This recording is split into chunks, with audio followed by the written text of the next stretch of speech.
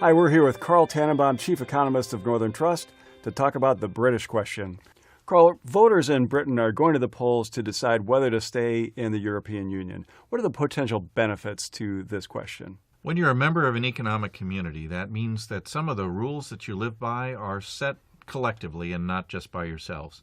And some of the concerns that have been expressed by those in Britain are that the rules coming from Brussels covering trade terms, product specifications, who can move back and forth from your country are really being set in a manner that Britons don't always appreciate.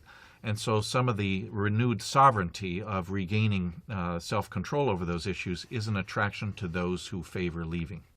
How about the flip side? What are the costs? There could be enormous economic costs. The supporters of leaving would tell you that the United Kingdom on its own could renegotiate a lot of the trade terms with other countries that they currently do through the cooperation with the European Union.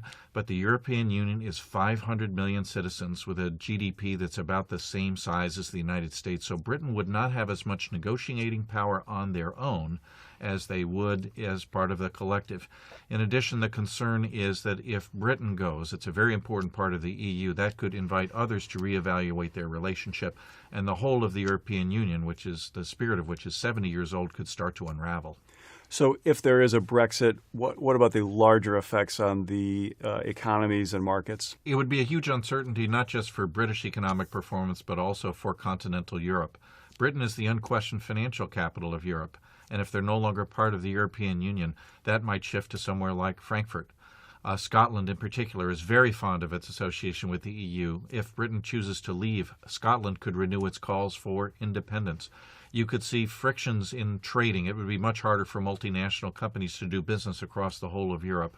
So intellectuals, anyway, or the so-called intellectuals, think that this would be a very big disadvantage. So how do you see this turning out? It's going to be a very close call. My own view is that Britain will vote to stay, but the no vote is going to get a lot of popularity, and that's going to keep the margin very, very slim. Carl, thanks so much. You're very welcome.